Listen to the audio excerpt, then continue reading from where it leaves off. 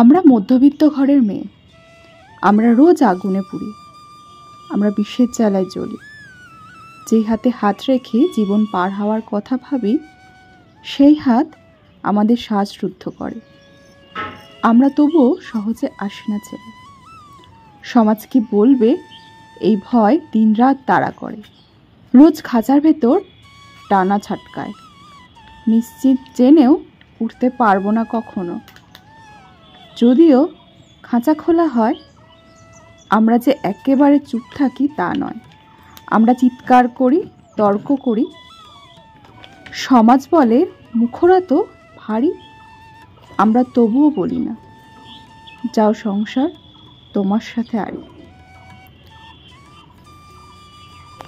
প্রতিদিন ভোর 4:45টায় উঠতে কষ্ট হয় ঠিকই, তবে একবার উঠে পড়ে সমস্ত কাজ যদি পরপর সেরে নেওয়া যায়, সত্যি অনেকটা কাজ কিন্তু এগিয়ে যায়।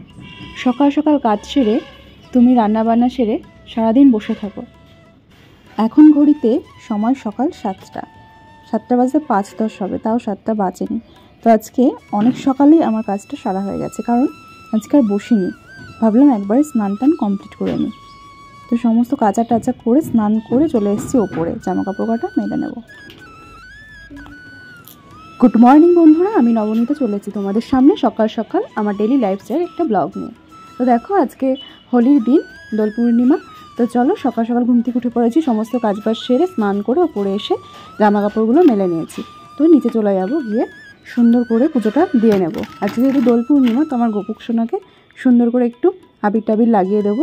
তো চলো পুজোটা দিয়ে নিই। দেখতে পাচ্ছ গোপুকে স্নান করিয়ে সুন্দর করে রেডি করে আসনে বসিয়ে দেব, তারপর আবির দেব। তো কার কার বাড়িতে গোপুসোনারা রয়েছে অবশ্যই কমেন্ট করে জানিও, আমার ভালো লাগবে।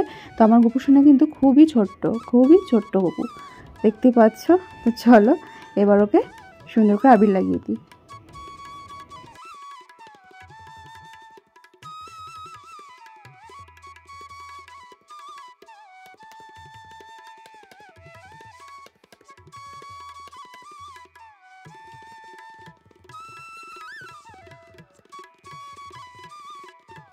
বন্ধুরা পুজোটা আমার হয়ে গেছে, দেখো রান্নাঘরে চলে এসেছি। তো আজকের মেনু হচ্ছে উচ্ছে দিয়ে ডাল করব, মাছ করব, সকালের জন্য করব তড়কা। তো চলো দেখতে থাকো কি রান্না বান্না করি না করি। সকাল সকাল আমার হাজবেন্ড এইমাত্র মাছটা দিয়ে গেল, তো ধুয়ে গেছে, পরিষ্কার করে নিই।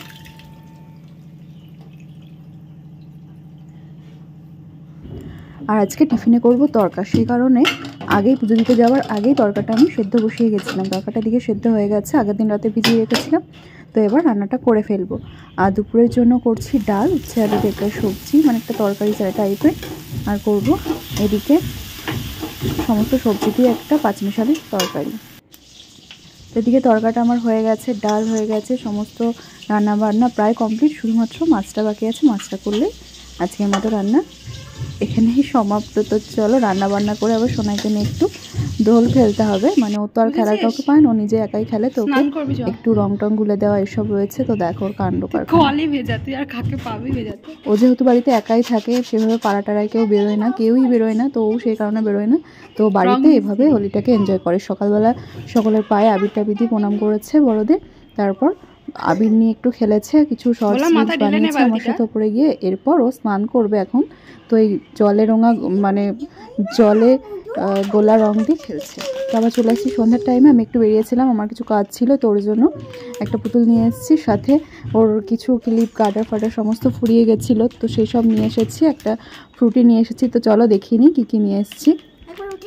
তো দেখো এখানে একটা ফ্রুটি, আর ওর নাচের জন্য একটা এই ফলস খোপা আনার প্রয়োজন ছিল, তো সেটা এনেছি।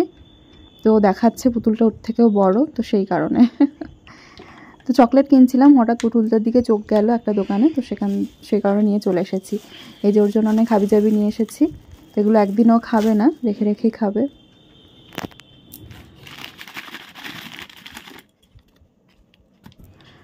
আর কিছু টুকটাক কেনাকাটি ছিল, আমার 2 পাতা টিপ লাগতো, ওর ক্লিপ গার্ডার, তো সেই কারণেই বেরোনো। আর কিছু কাজ ছিল, তো সেটা হয়নি, দোকানটা বন্ধ ছিল। তো চলো বন্ধুরা আজকে ব্লগটা এই পর্যন্ত রাখছি, দেখা হবে আবার পরের দিন নেক্সট ব্লগে। তো কেমন লাগলো অবশ্যই কমেন্ট করে জানাবে।